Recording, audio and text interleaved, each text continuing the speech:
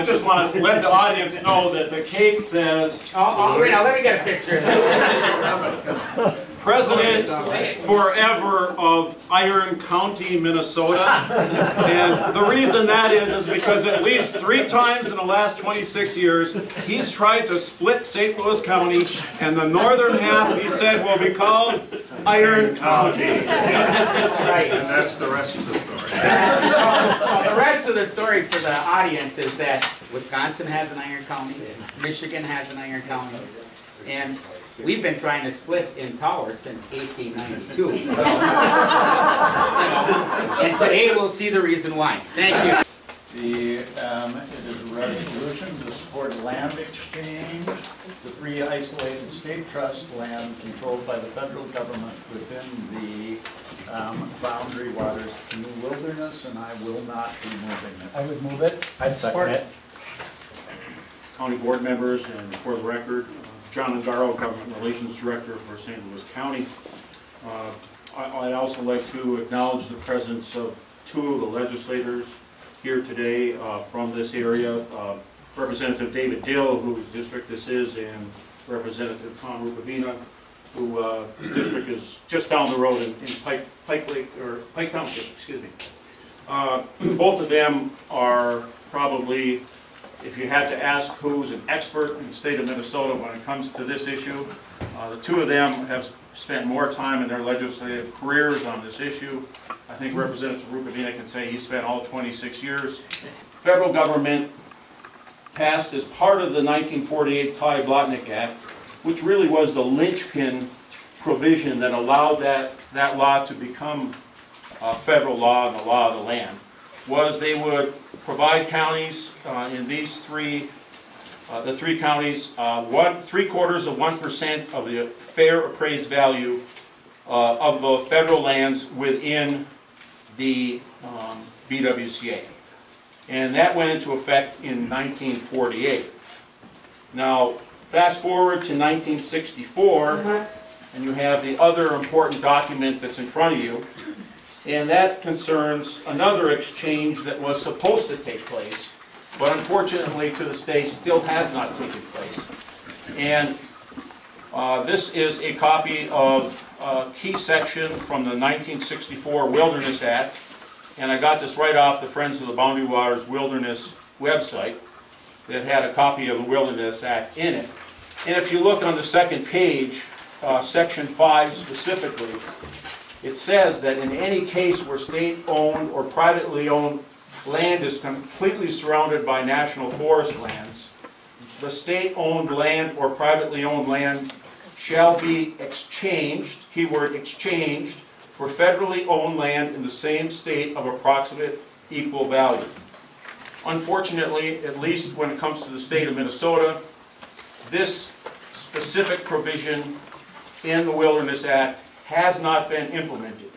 So here we are, 48 years later, and the net effect of this is that our county citizens in our 3 counties are being shortchanged by the fact that the state inholdings within the Boundary Waters canoe area, whether it's the 86,000 acres of school trust fund land or whether it's the additional 30,000 acres of other state inholdings in the BWCA, which are supposed to, according to the 64 Wilderness Act, a mandate, were supposed to be exchanged. They were never exchanged, and as a result, the county taxpayers are receiving less revenue in in-lieu payments than we should be. And furthermore, the school kids across the state of Minnesota are also receiving less revenue, as in 0 revenue, from the school trust fund lands, at least within the BWCA, that cannot produce any revenue for the school trust because they're in a wilderness area. So essentially what the legislature finally did this year after 48 years and a lot of educating from these 2 legislators that were there, they passed a bill on a supermajority basis, on a bipartisan basis, that basically asked the legislature, it was signed by Governor Dayton, and it basically asked Congress to get off the dime and finally implement the 64 Wilderness Act and do the exchange so that those state inholdings within the BWCA can start generating revenue for the counties in northeastern Minnesota and the school kids across the state. In my mind, that is a win-win situation, and that's what we always strive for in public policy. There's been a lot of discussion about, in the law that passed the Minnesota legislature this year, that the Mesaba purchase is somehow next to the boundary waters. It is hiding all kinds of copper nickel right next to the boundary waters. And the map that is here today is to prove to everybody exactly where the Mesaba purchase is, because these are the lands that the legislation in Minnesota that passed this year were to be the first lands that would be part of the exchange. Good morning, Mr. Chairman. My name is Reed Karen. I live in Morris Township. I'd like to thank the Commission for meeting in my home township this morning. It is important that you be accessible to your constituents, and we very much appreciate that. The discussion that Commissioner Jewell and Mr. Ongaro were having about this resolution leads right into what I would like to say to the Commission about this resolution. I strongly oppose the resolution for federal land exchange that is before the Commissioners this morning. My primary objection is based on the major financial harm that St. Louis County will likely experience if the land exchange legislation is taken up again in the next Congress. Commissioner Forsman mentioned the fiscal cliff when he was talking about the Duluth project. In fact, Mr. Ongaro mentioned the fiscal cliff in his remarks in support of the resolution. I think that we are deluding ourselves if we think that a Republican House of Representatives is going to undo the Ty Blatnick provision of the Krabach bill for our new Congressman-elect Rick Nolan. They wouldn't do it for a Tea Party favorite, Chip Krabach. Why in heaven's name would they do it for our new Congressman? I don't think that's going to happen. That being true, and it is, what are the possible benefits and costs of an exchange? Mr. Eckenberg, I believe, has distributed a one-page sheet entitled Financial Analysis Permanent School Fund, PSF, and my wife and I ran some numbers to see what a land exchange would mean to St. Louis County schools. According to the fiscal year 2011 DNR report on school trust fund lands, the 3.5 million acres of school trust lands, that's 2.5 million acres of surface and mineral ownerships, plus another million acres of severed mineral rights, returned $23,165,906 to the permanent school fund last year, or in fiscal 2011. That amounts to $6.62 an acre.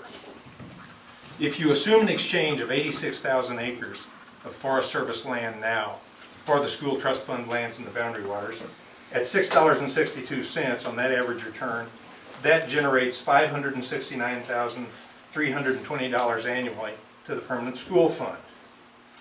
The State Board of Investment report shows that for the last many years, the school fund has paid out 3% of its corpus per year to the schools.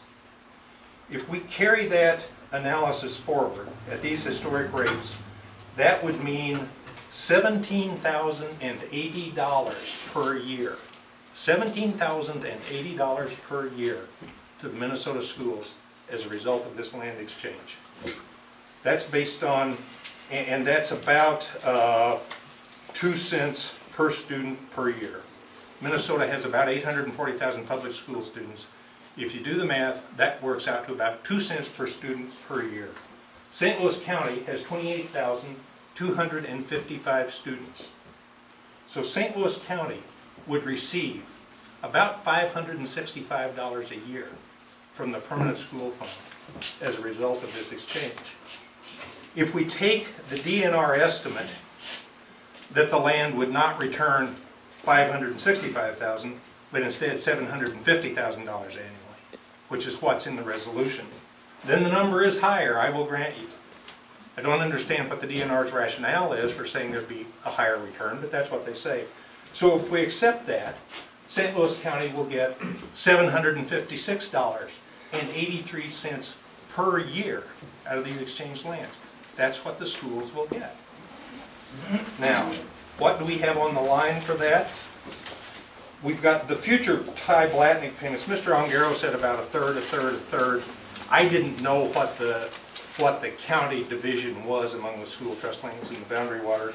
So I took it at the current rates, and at current rates, new Ty Blatnick funding would be worth about $262,000. But I'm happy to accept Mr. Ongaro's third, which is a higher number, $333,000. The Congress has already said they're not going to give us that money. Why is a Republican House going to undo for Rick Nolan what they would not do for Chip Cravat? The second thing is, I pray that these Ty Blatnick payments that we get right now, at $1.6 million a year, do not come to the attention of the new Congress. There is serious budget cutting going on in Washington right now that has been addressed a lot this morning. And I just really think it is foolish beyond belief for us to ask the federal government to once again consider an issue that could cost us $1.6 million a year in existing Ty Blatnick payments. So as I put at the bottom of the sheet, what would you rather have? $1,862,295 a year that the county can spend however it likes, schools, roads, public welfare services, whatever. Or would we rather have $565 per year, or if we accept Mr. Ongaro's number, $756 a year, that can go only to the schools? I just think you really need to take a long, hard look at this. I understand that a lot of people don't like federal land ownership. And if the commission wants to take up a resolution against federal land ownership, that's one thing. But to try to say that it's in the economic best interest of St. Louis County to do this is just not right. It's just incorrect. And thank you very much for your time. My name is Becky Rahm, and I live in Morris Township. Mr. Chair and Commissioners, I'm speaking in opposition to the resolution. First point is that I believe there is a very real likelihood that if federal legislation is used as a vehicle for transferring the 86,000 acres of school trust fund lands to the federal government, the additional $1 million of Ty Blatnick payments that would otherwise flow to the counties would be nullified. As Mr. Karen just said, the House has spoken on this issue. The motion to strike and nullify Ty Blatnick was made by the chair of the House committee, the Republican chair of the House committee. It was not a hostile amendment, it was a friendly amendment.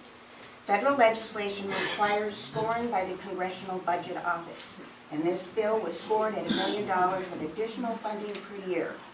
Their offset rules require that you find a budget cut somewhere else to justify this. If the House chair was not willing to find a budget offset for Representative Quebec, I don't think he's going to change his mind for Representative Nolan. Second, I do think your entire Ty Blatnick payment regime is at risk if you bring this to the attention of the federal government by asking for an act in Congress. Ty Blatnick was passed the way it was because at that time there was no federal PILT system, payment in lieu of taxes. The federal PILT system that we have now today was enacted in 1977. Once that bill was passed, the policy rationale for Ty Blatnick payments disappeared. We cannot defend Ty Blatnick payments in light of the federal PILT system. The reason why they've continued, and they are far more beneficial than PILT, because they are guaranteed payments, reappraised every 10 years, and don't go through a federal appropriations process. The reason why they continue is because nobody's around from 1948 that remembers this. And so if we bring this to the attention of Congress, while they are doing dramatic cost cutting, we're not going to win. They're going to take away all of Ty Blatnick. That's my prediction. But there is an administrative solution to allow the transfer of school trust lands within the BWCA to the federal government under existing federal law and under existing state law. No new federal legislation is needed. If you do it under the existing law through the administrative process, there's no congressional budget office scoring. There's no mandated offset in Congress. So you can do it without running the high risk that you would take if you had federal legislation. I'd also like to say that a sale is far better to the permanent school fund than an exchange. And I'm going to build off what Reed just said. In 1997, I'm going to get to this in just a moment. In 1997, there was an agreement among a bipartisan agreement among the DNR commissioner and the Republican governor, all 10 members of the congressional delegation, and the federal government to sell the school trust lands at federally appraised value, which was estimated to be $35 million. If that sale had taken place and that money had been deposited into the permanent fund based on the average annual return of the fund over the last 10 years, which is 3%, that money would have earned $1,050,000 every year. That's $300,000 greater than the earnings projected now in 2012 in your resolution. Now let me take you back to the Constitution and the law, which Mr. Angaro spoke to. I have a packet of materials. Who do I hand this to? One packet of each of these. Unfortunately, I did not make 6 copies of the Minnesota Constitution. I have one copy here that I can share with you. I want to follow the Constitution. What the Minnesota Constitution says is that the permanent school fund is to be invested for the benefit of the children. The Constitution does not require that school trust lands generate maximum income. Your resolution incorrectly cites the Constitution. So there's no constitutional mandate. The state received 8.1 million acres of school trust fund lands. The majority of those lands were sold and the money's deposited into the permanent fund, which is the source of about $30 a year per student now in school funding out of a total of $9,000 per student that the state appropriates. Mr. Angaro cites the 1964 Wilderness Act, which mandated an exchange, he says. You'll note that it also mandates that severed mineral rights go with those lands, and that would require a state and change law to accomplish that. What did the state do as a result of the 1964 Wilderness Act? The state opposed a land exchange. And if you will look in the items I gave you, the first thing is the testimony of DNR Commissioner Bill Nye, September 13th, 1978, before the subcommittee hearing the Boundary Waters Bill, what ultimately became the 1978 Boundary Waters Bill.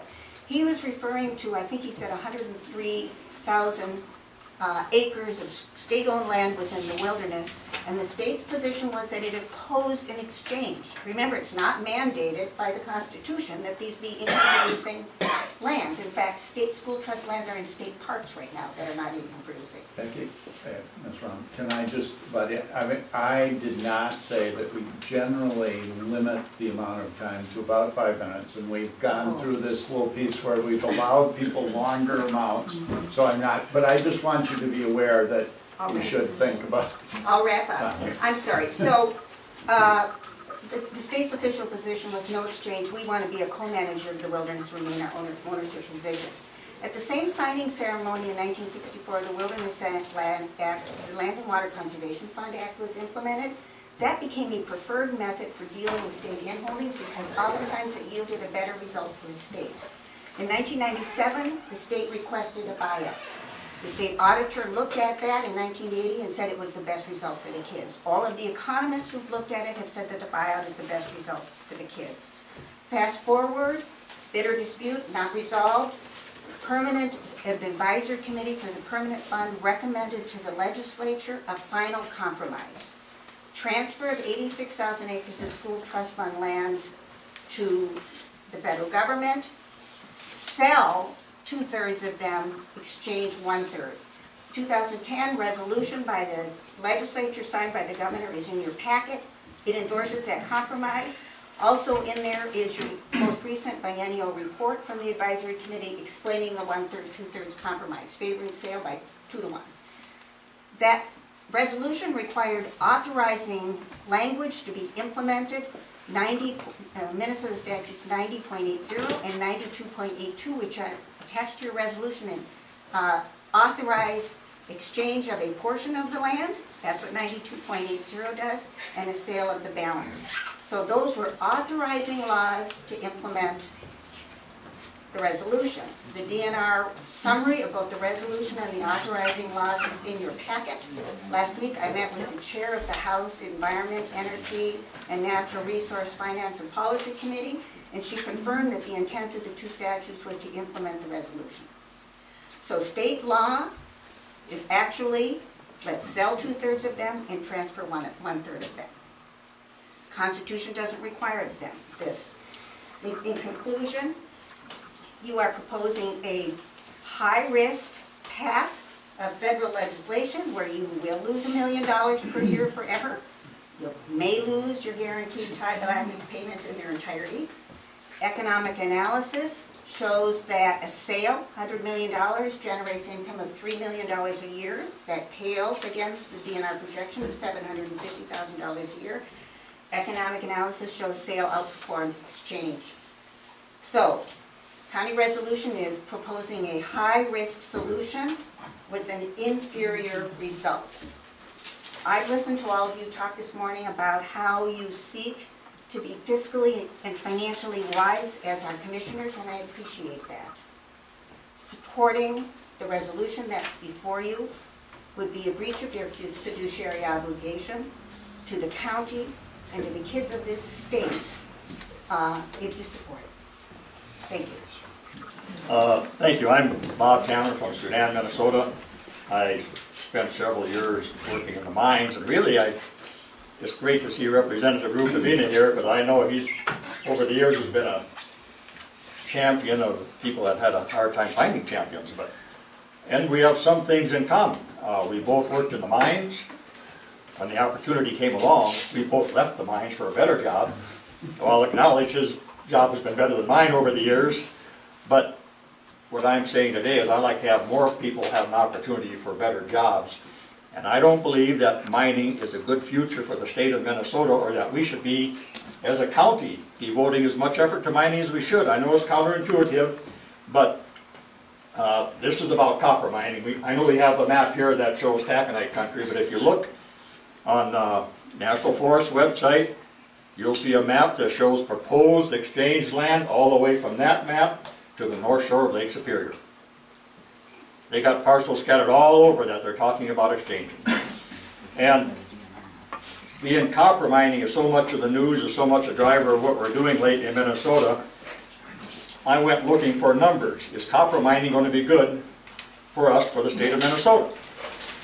I looked up the 5 top states for mining in the United States, from the top down: Arizona, Utah, New Mexico, Nevada, and Montana. Arizona being the top one. How do those states with this wonderful copper mining industry compare to Minnesota? What are the numbers? The state of Minnesota is by far the most prosperous state, without any copper mining. And so I thought, well, maybe it's because Minnesota has more population. I looked at the per capita numbers. The gap is even bigger.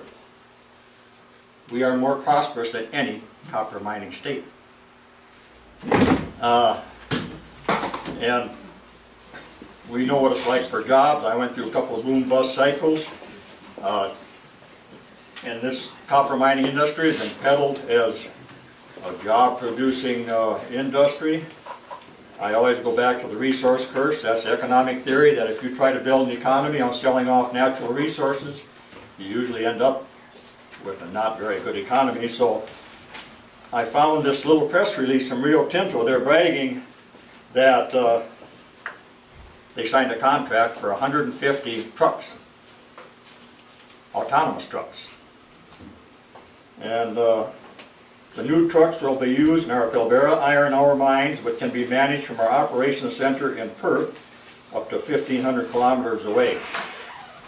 That's roughly 1,000 miles. They can operate those trucks from 1,000 miles away. The idea that mining is going to create a great deal of prosperity in our mining communities is proven false by history and by the intention of the mining company. They're going to automate, they're going to mechanize just like they've been doing for the last 50 years.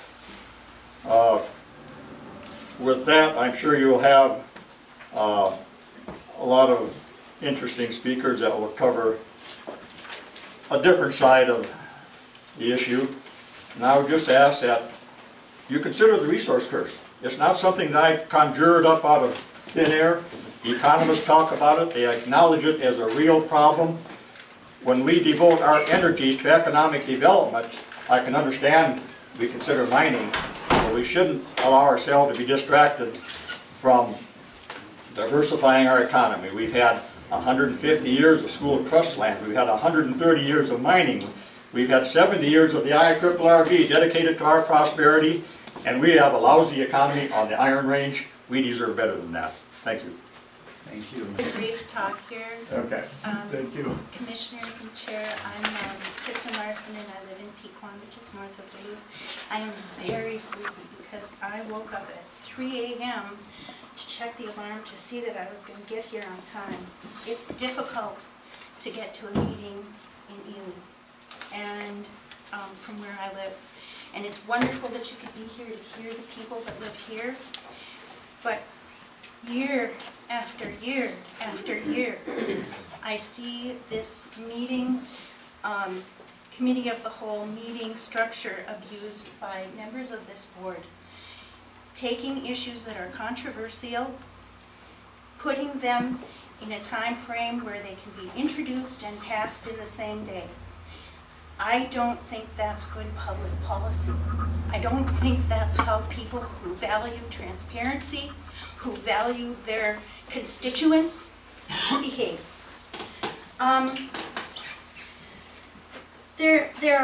This is a complicated issue. People have been thinking about this for decades, arguing about it. One thing I haven't heard mentioned is that when lands, and I don't know if those are going to be the lands involved in an exchange. I don't know where somebody gets the idea that those are going to be the lands involved in an exchange. But which of those lands is covered right now by Weeks Act protection? What other protections are afforded those lands? Because all of us benefit from those. All of us benefit as citizens of this area, people who drink water that comes from that area. And everyone in Minnesota and the people of the United States who own those lands benefit from the protections that are on those lands now. And I can't tell you what protections there are. And I don't think you guys can tell me what federal laws, what state laws, what laws change if that changes ownership. I know the Weeks Act is attached to the deed. When the surface and mineral estate is split, I know the Weeks Act goes away, and that has significant bearing on the remaining surface land and how it is maintained. I'm tired. I don't know how you guys can process and peg this, the sheer mathematics that we've heard today. I can't. I would need more time. I ask that you return this to committee, you think it through, and give your constituents a time to voice their opinions. As I said, this is not an easy trek in the winter, right before Christmas. I'd like to be home writing my Christmas cards today instead of talking with you, as delightful and as valuable as you are. Good afternoon, Commissioner Nelson and Board. I thank you for the opportunity to speak here today. My name is Jane Kuschak. I was born and raised in Ely. I'm a resident of Lake County for the past 37 years. I own two tourism-related businesses on the South Pushway River and Birch Lake in Lake County, and I work in the Superior National Forest. A mandated exchange of the Boundary Water School Trust lands would greatly affect my way of life and the land that I own, and further pave the way for the extraction industry to continue its swath across northeastern Minnesota into lands that currently make up a lake district. I oppose the mandated exchange of the Boundary Waters School Trust lands. St. Louis County, by seeking such a federal mandate, would result in one, a huge financial loss to the school trust fund for the children in St. Louis, Lake, and Polk County, and number two, widespread controversy due to the threats to citizens' rights to recreate, use the trails, use the national forest, and tribal rights. Instead, this mandate exchange would serve the mining thrust and interest of international mining companies. I support the plan as laid out by Becky Ron and Lee Karen, that a sale outperforms an exchange.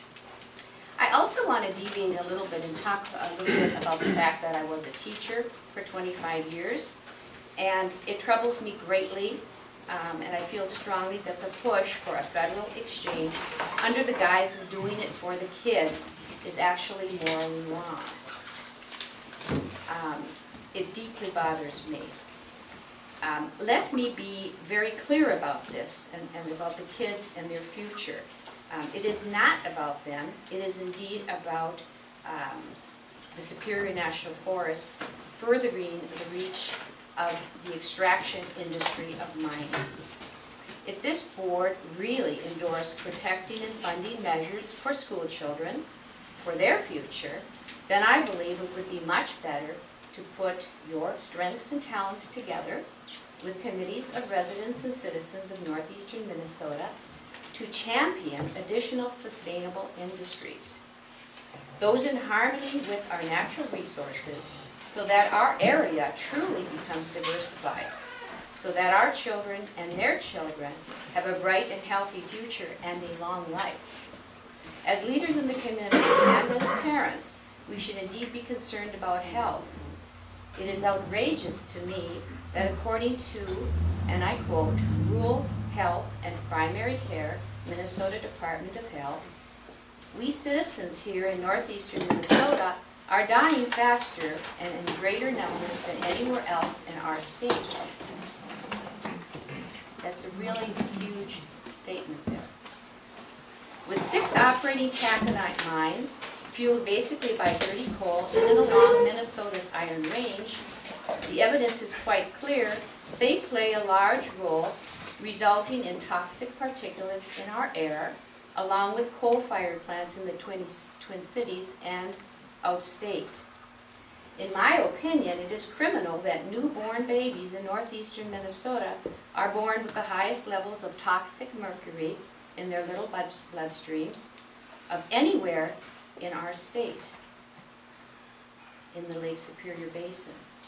It is also outrageous to me that our school districts record higher autism prevalence rates, that our kids have higher allergy and asthma levels than anywhere else in our state, right here in northeastern Minnesota.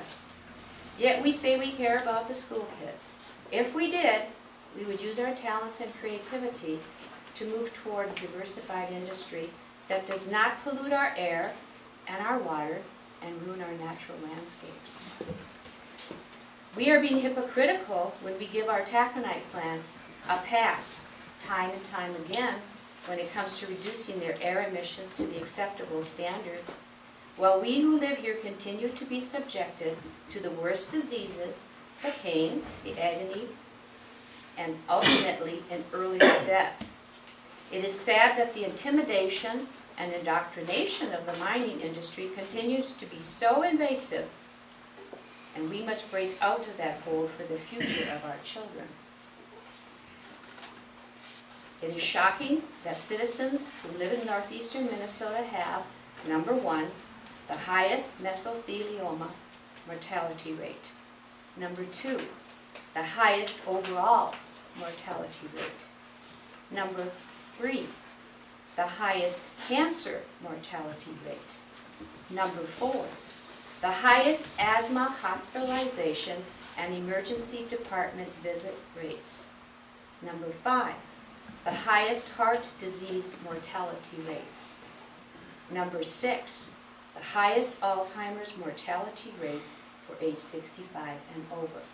And once again, these statistics come from Rural Health and Primary Care, Minnesota Department of Health.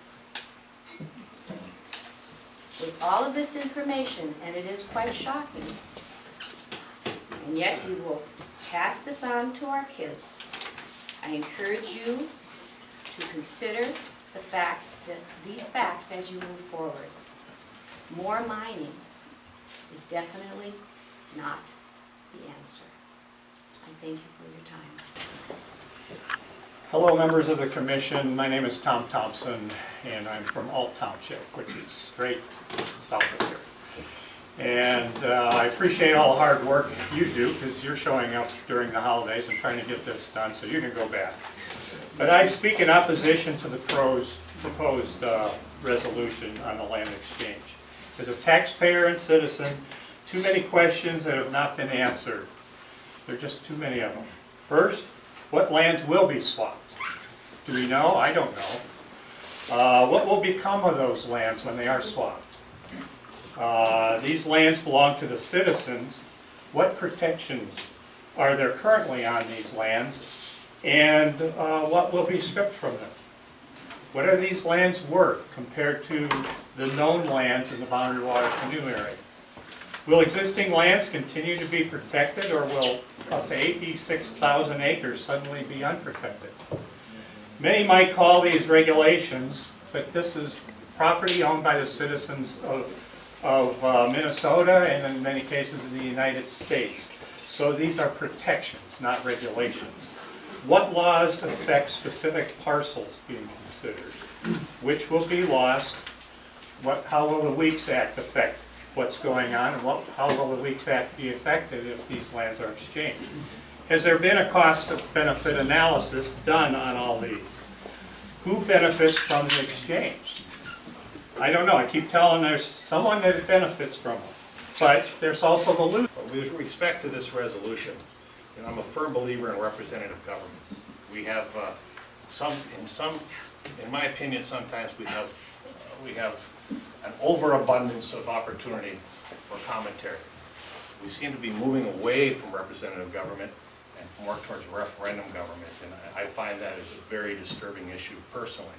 But on this particular issue, whether I vote on this today or whether this board votes on it conclusively today, or whether we vote a month from now or a week from now, I will tell you 100% the outcome will be the same.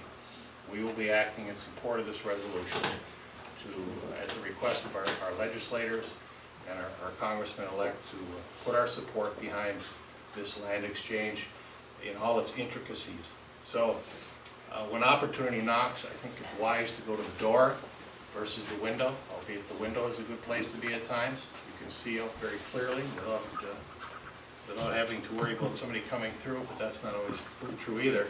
So I really think I'm going to summarize it just by saying, in R&D we trust. That being Rookavina ended. Thank you. To buy out and use that money and invest it and use it, or to make the exchange. The whereases in this resolution should reflect the answers to some of these questions.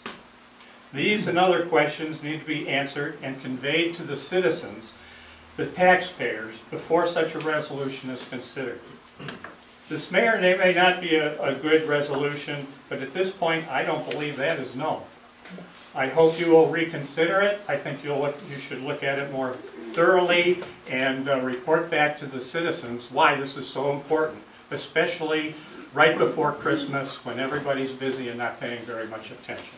Thank you for listening to me, and I know you have a lot of hard work to do, so thank you.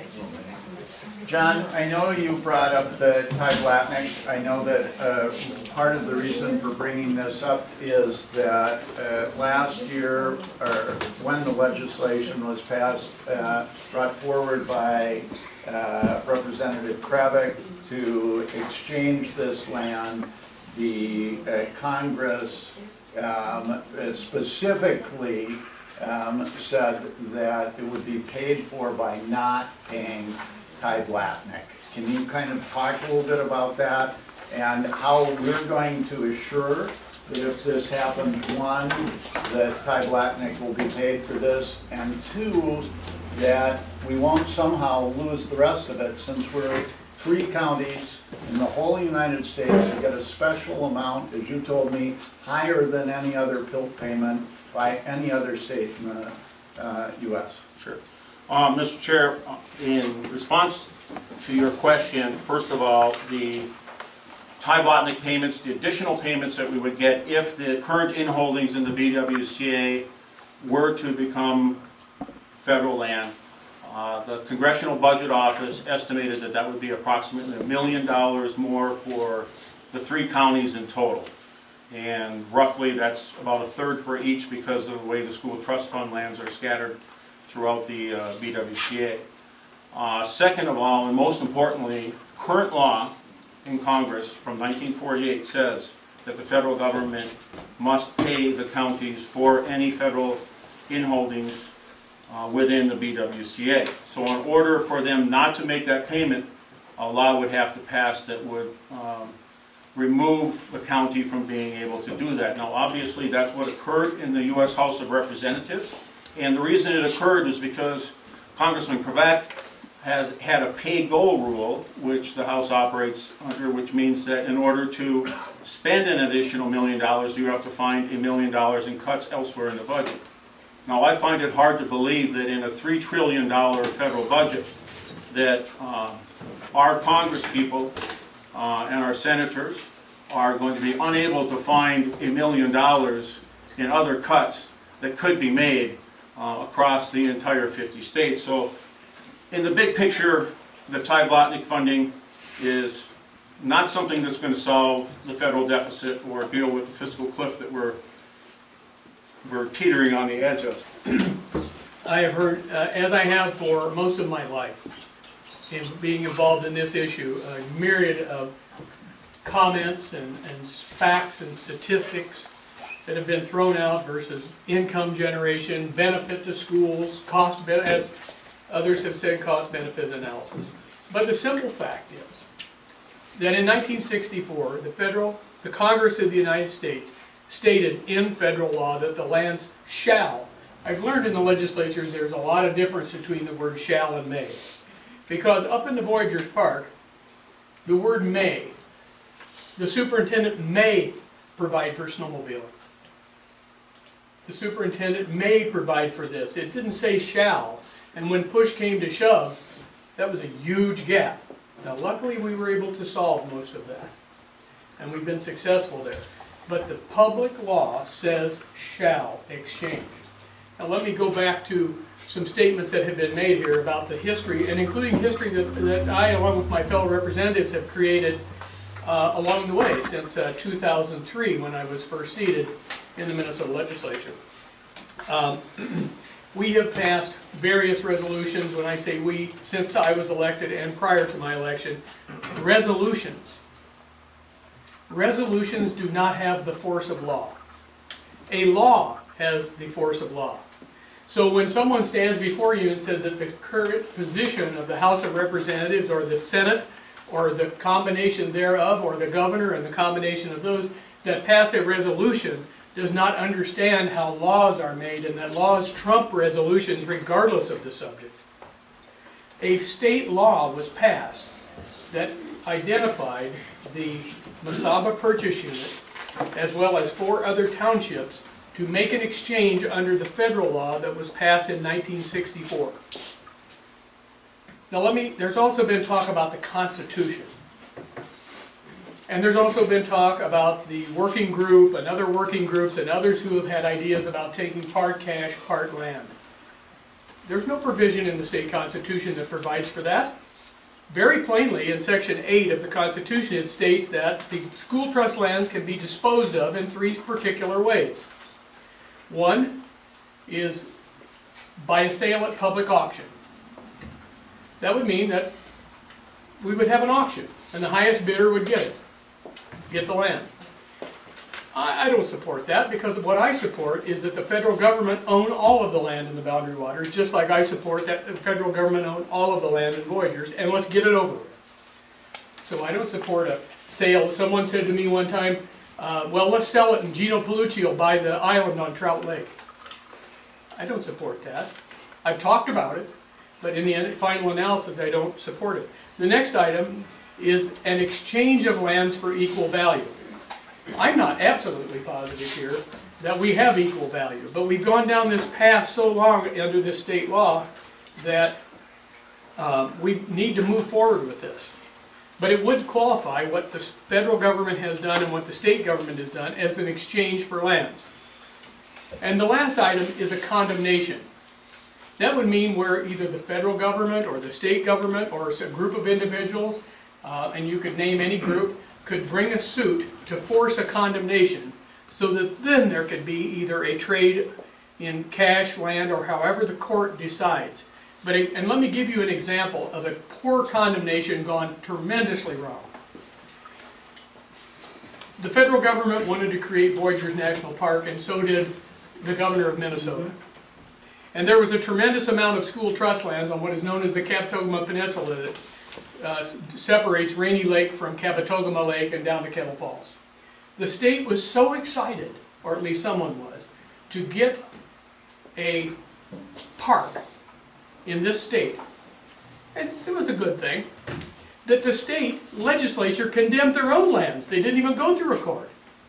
They just simply condemned their own lands, named a price, and sold it to the federal government. And if I told you what that was, it would be embarrassing. You would be embarrassed by how much the state school kids receive for that school trust land. A pittance. So this is merely a matter of state law, supersedes all the resolutions, even as well-intended as they may be, federal law passed in 1964, and the fact that this needs to move forward. Now, in 2002, I ran for election the first time, and I ran against an individual, fine individual, who would have fit perfectly with some of the things that people have said here that oppose your resolution. And I won. In 2004, that same individual ran against me again, and I won again. And today I stand before you at my 6th term, and I'm telling you that now I'm the chair of the House Environment Committee in the House of Representatives. I have since day one, when I stood in the Ely School auditorium in August of 2002, I said that I will not go to the state capitol, build a bonfire in the capitol and sing Kumbaya around. I was going to fight for the people of Minnesota for economic prosperity, jobs, and protect this environment.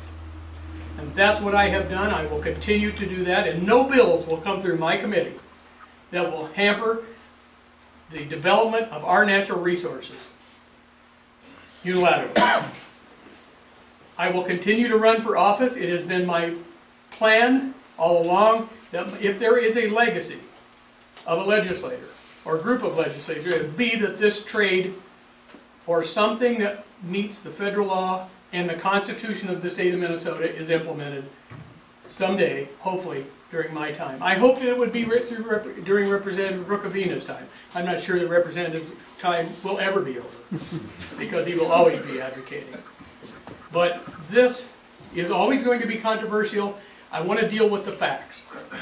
And the facts are that this piece of land is not connected to the Promised Land, which is the boundary waters and the area to the east that is somewhat contiguous as a Superior National Forest. That these are homesteads where people lost their property during the Depression, where the federal government came in and bought them so that people could keep living. That's what these are. They're wonderful forest lands. They have taconite below them.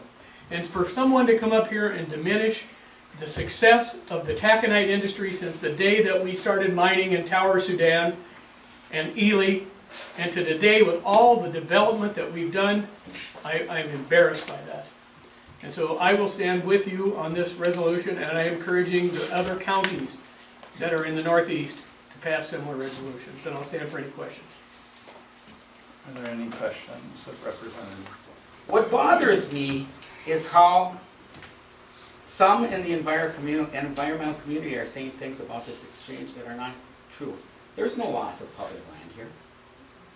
You would think the environmental community would support the federal government finally owning most of the land in the boundary waters. There's a few other private parcels, I believe, up there yet. But this is going to be almost entirely, and you think they would support that, almost entirely own all the surface. And the public land federal land in that Masada Trust would become state land, which has to follow all kinds of rules for the gentleman from Alt, including the Clean Water Act overrules anything when it comes to mining. And I am puzzled because of the evil extraction business. I don't like them either, but are we talking that, is there anybody in this room that wants to raise their hand, and I won't turn around, that opposes taconite mining? Because it's our livelihood. If this has anything to do with any mining at all, this proposal, and even the other townships we identified over by Babbitt and Hoyt Lakes, it was because there was taconite mining. And if there are people that oppose taconite mining, then I am absolutely perplexed, because this is a county built on iron ore. And we're all here that have been here for decades, and for 3 or 4 or 5 generations because of that. So what really bothers me, though, is the way the rules changed. I was great friends with Willard Munger. Every morning Willard came into my office, because we were there at 7 o'clock, and he'd come in and get a piece of candy and try to give me a quarter. And I'd say, Willard, where I come from, that's hospitality. Don't insult me. I don't want your quarter. Willard and I were good friends, and when we had the land exchanges, and a lot of you people from Ely remember when we auctioned, and we had to go to an auction for our school trust leases.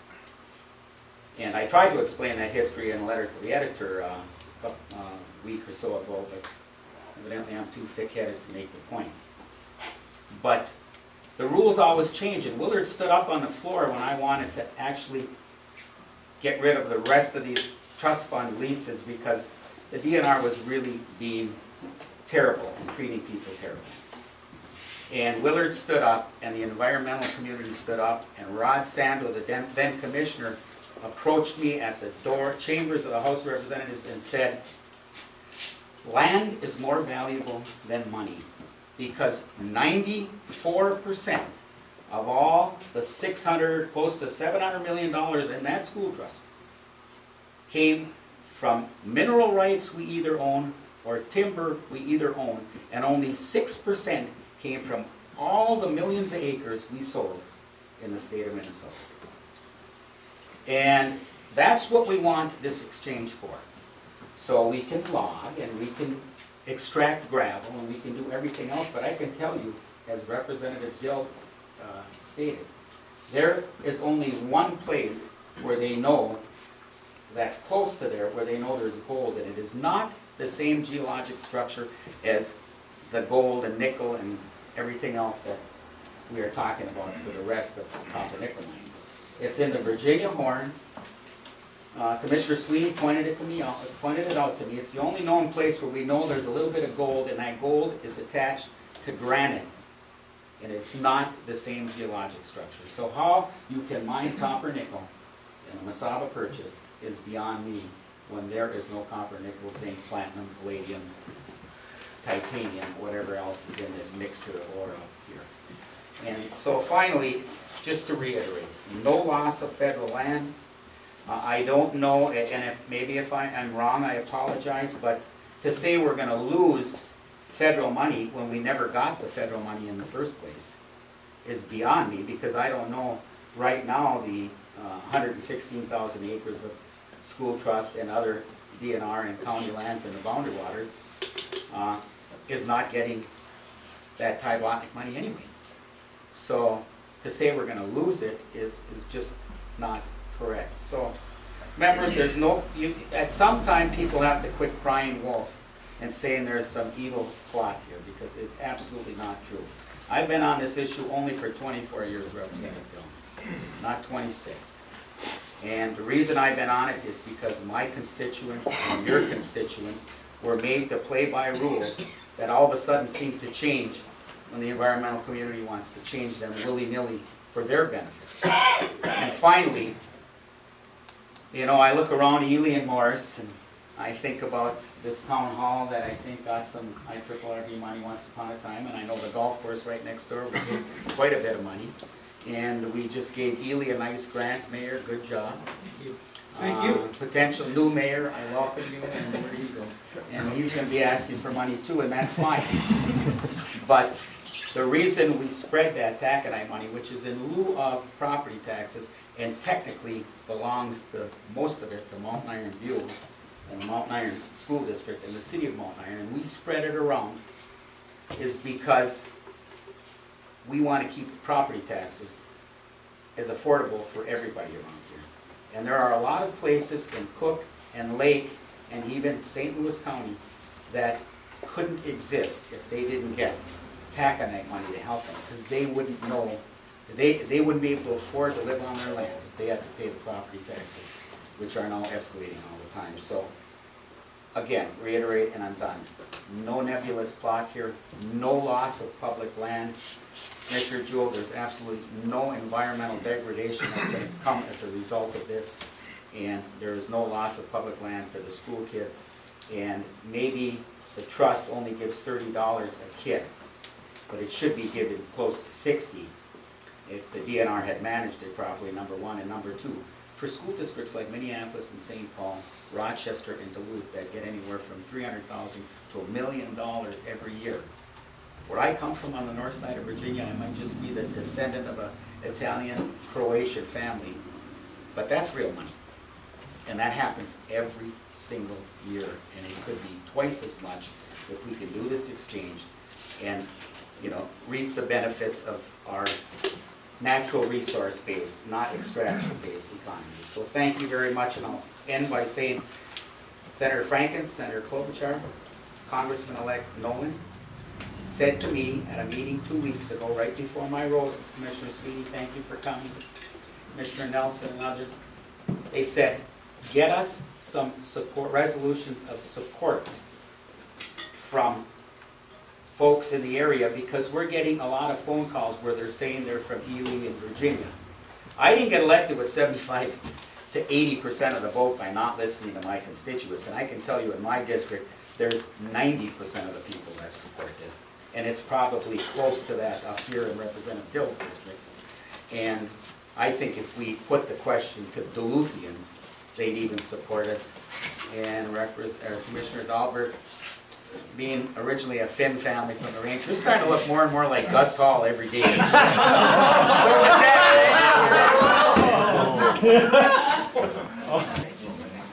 John, I know you brought up the Ty-Blatnick. I know that part of the reason for bringing this up is that last year, or when the legislation was passed, brought forward by Representative Kravick to exchange this land, the Congress specifically said that it would be paid for by not paying Ty-Blatnick.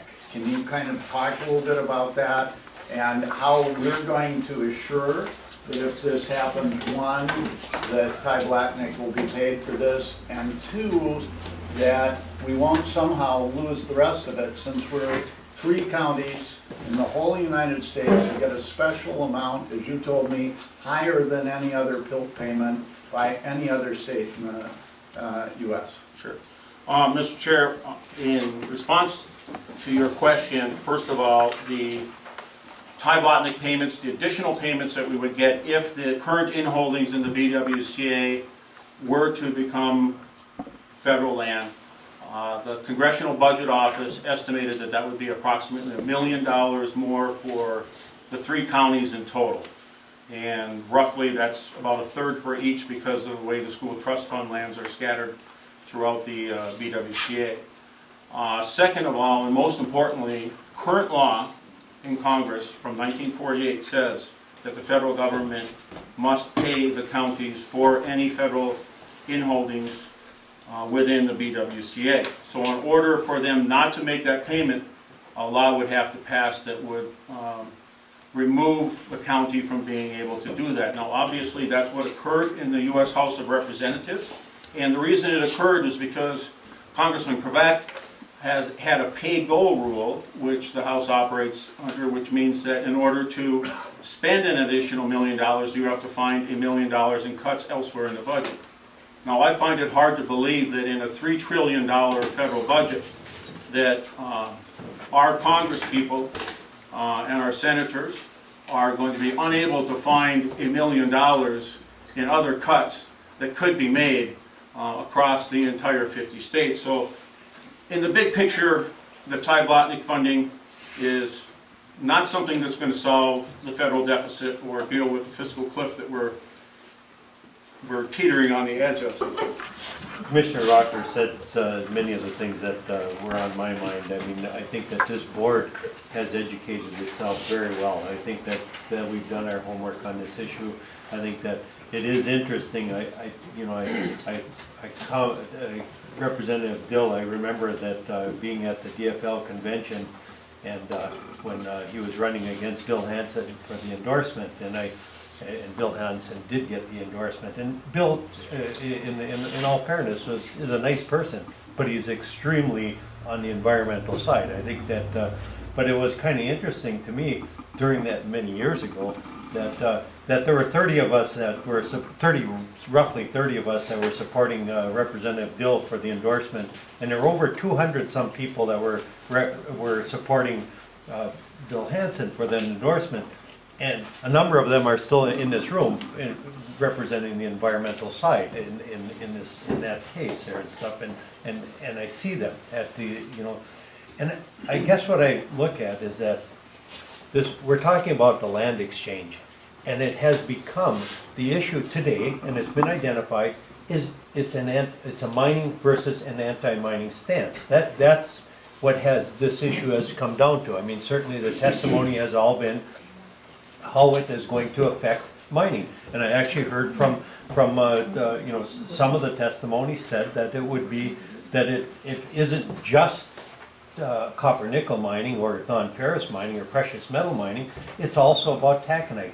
And so to that point, I have to say that the most amount of money that I've made in my lifetime has been from taconite mining. That's where I get a pension from 2 mines. Literally from Reserve Mining Company and from ArcelorMittal. And my son is making the dollars working at ArcelorMittal. My dad was a body man, and this is a little bit of an aside, but we moved in right next to the Oliver mine right here in Ely, where there was ukes running with no mufflers on them back then. They didn't have to have all of the things that the cleanup have done today. As you look at mining, when I started in January of '67 to what it is today, the care for the employee, the safety concerns are light years ahead. The way that mining is done is light years ahead of where it was in 1967. And that was probably light years ahead of where it was back in the early 50s. But when we moved in next door, the ukes were making all this noise. They were running that raw ore, that high-grade ore up into stockpiles and everything else. And the Mellies would take out 100 cars at a time of 100 tons each. I think it was 100 tons, might have been 80. But anyway, it would head out of town. And I remember someone telling my dad, they says, for the first few weeks that you move near the mine there, you're going to have a hard time sleeping because all the noise that, so it'll take you a couple of weeks, after you got that home. So we stayed in a motel those 2 weeks, so we were okay then. So that is a joke. But anyway, in all honesty, to that same point that I heard here before, is that I watched the men going back and forth to the mines. My uncles, my father didn't, but at that time. But my dad made his money at a garage where they sold cars to the miners. And the miners, I worked at a dealership here. There was the miners and the loggers that came in and bought the new cars. That's the people that bought the new vehicles. And when I look at it, my dad left as a body man, which should have been the worst that you could get back in those days as far as lungs and everything else. And he went up and he was a crusher maintenance man and then a crusher foreman. There could have been no worse spot to be as far as back in those days as far as dying from something related to the mine. Well, my father did pass away, but he didn't die at 88 years old or 87 years old from anything related to the mines. I mean, and the same could be said for many people. Many people did get mesothelioma, those other things. But the bottom line is that the mines have been tremendously important to everything that's on the Iron Range. Probably the reason we're called the Iron Range. I'm just, I guess I am rambling and I'm going to stop.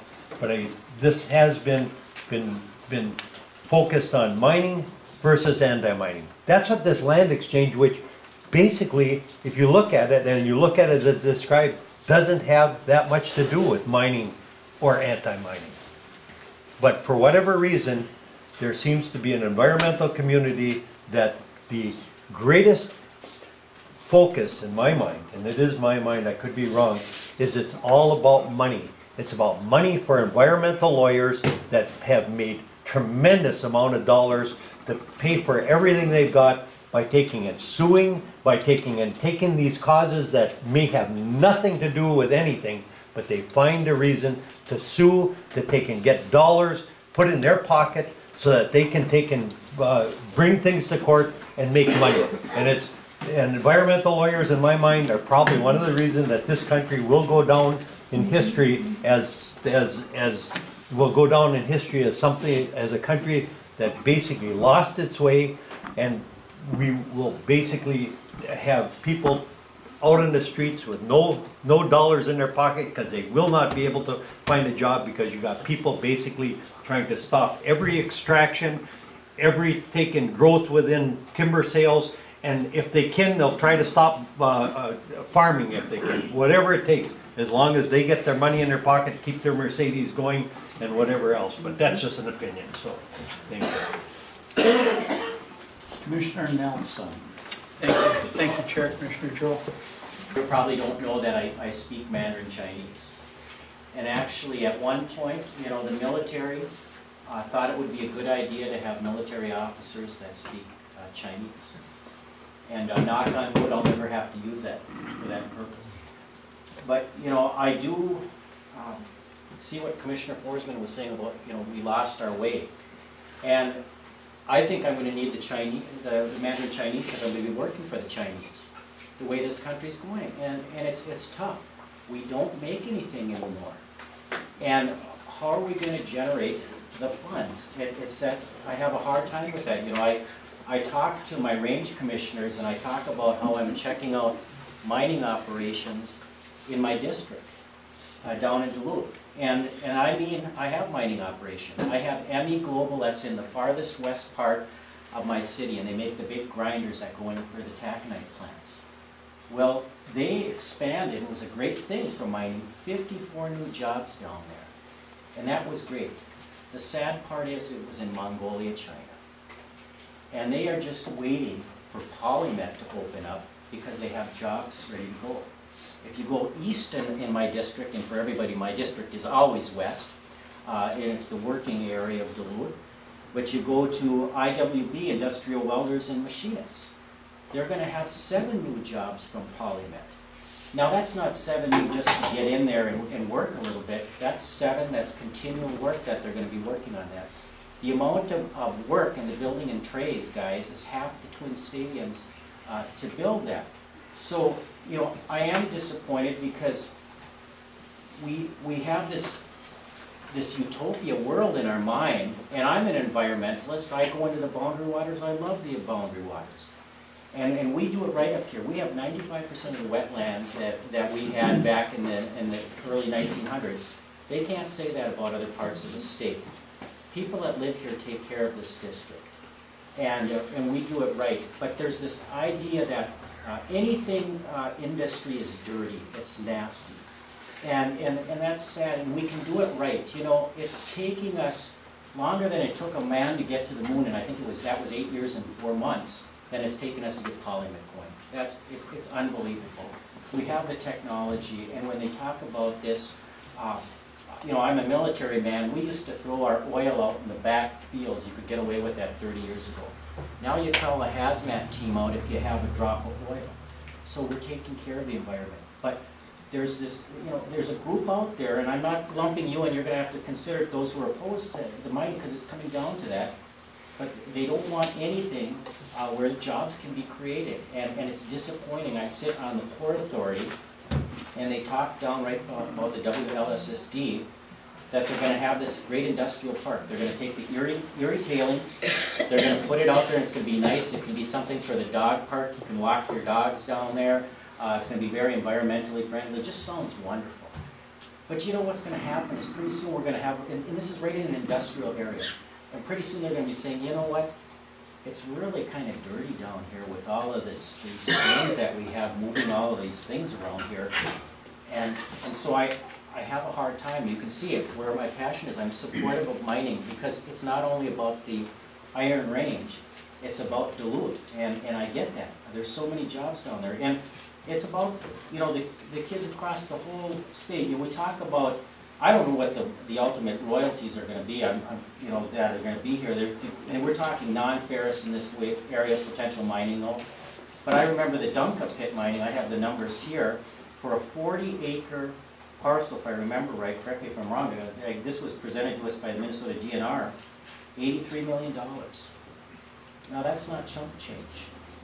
And all along the way, we're also creating jobs. You know.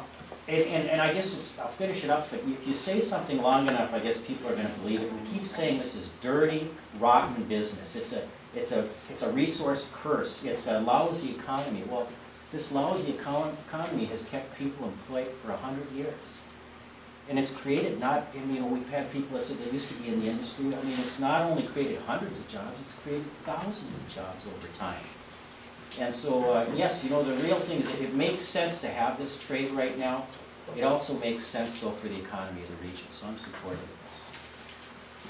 Thank you. You know, Commissioner Rocker mentioned representative democracy. One of the things that's striking about the debate we had last year on this, that Commissioner Nelson pointed out, was a 3-4 vote. And Commissioner Nelson was in the majority in favor of supporting copper nickel mining. And he's pleased with that, and he used it as to support people he believed would vote his way in the election. I think that's fine. That's part of representative democracy. We get and we go out and we support people we want based on the views that we have. But the other part of representative democracy is that it isn't always a one-step, lockstep kind of a thing. And so Commissioner Nelson will use this to beat up on me if I vote against this land swap. And he'll try and use it in the next election as a way. But the fact is that I'm actually representing, of the people who spoke here, I'm representing the people, the majority of the people who spoke, who actually oppose this. And I'm not saying, and I think it's true, that people turn out for things, you know, that they are turning out because they feel passionately about that. The people, Representative Bill, Representative Rukavina, the others of you who spoke in favor of doing this feel passionately about doing this, and you feel it's right. You know, it's the right way to go. Commissioner Forsman, my grandfather died of asbestosis at 70. He was an engineer in the coal mines of Virginia, where my family, long ago, was very connected to mining, and let me tell you, coal mining kills a lot of people. It's not something, and until we had decent people who stood up for the miners and made the laws change, they died in droves. There were cave-ins, they died of coal dust, there are all kinds of reasons they died. And yet we needed coal. We're not debating that we needed coal, that at the time it was an important thing, but we certainly needed people who stood up. And I do know that as Representative Rukavina said, he and I agree on 90% of stuff, you know, and I love many of the things. I still love the flag resolution. You know, you gotta buy American-made flags. I can't think of a thing that kind of pointed out some of the baloney that passed around. But the fact is, on this, I think, and I told Representative Rukavina on Friday that I was thinking about supporting this resolution. He was going to give me trouble today that I backed out and bad on my word. But I didn't say I absolutely will do it. And one of the reasons was I was concerned about pieces of it. One of it was that the Mesaba purchase is noted, but I'm not sure that it's an absolute that that'll be what the feds will do. The other thing I'm struck by is the Ty Blatnick pieces. And I actually think that, number one, I don't think the Republicans in the Congress are going to give Rick Nolan a gift. I just don't think that. And I thought that before this was brought up earlier. But I don't think they're going to give him a gift. And I'm actually concerned that we win the battle and lose the war. And for St. Louis County, it's a big problem if we lost Ty Blatnick. So for this, Commissioner, I'm going to vote in opposition. And I'm going to vote in opposition not because I'm against miners or mining or any of that, or because I'm only for environmentalists and I'm against all of those of you who earned your living from mining. Oh, that's a crazy statement. I'm not. I'm in favor of working people. I'm in favor of assuring that we have decent jobs in northeastern Minnesota. But I don't necessarily equate the transfer of the lands and the boundary waters to the state as a jobs bill. So I'm going to vote no. As every day in December goes by, we lose another opportunity for a lame duck session to take up this issue. But as the resolution before you says, that if it isn't taken up during a lame duck issue, we're urging our Congress people to take it up early next year. So that is one issue. You also heard Representative Rukavina in his testimony say in his conversations with our congressional leaders, they are saying we need to hear from the people of northeastern Minnesota, which you represent, how they feel about this. And I think that's another very important point is that if they're not hearing from you, then they're not likely to move this legislation forward. So that's another reason why there's a sense of urgency. With respect to this resolution, and I'm a firm believer in representative government. We have in my opinion, sometimes we have an overabundance of opportunity for commentary. We seem to be moving away from representative government and more towards referendum government, and I find that is a very disturbing issue personally. But on this particular issue, you know, whether I vote on this today or whether this board votes on it conclusively today or whether we vote a month from now or a week from now, I will tell you 100% the outcome will be the same. We will be acting in support of this resolution at the request of our legislators and our congressman-elect to put our support behind this land exchange in all its intricacies. So when opportunity knocks, I think it's wise to go to the door versus the window, albeit the window is a good place to be at times. You can see out very clearly without having to worry about somebody coming through, but that's not always true either. So I really think I'm going to summarize it just by saying, in R&D we trust, that being Rukavina Inda. Thank you.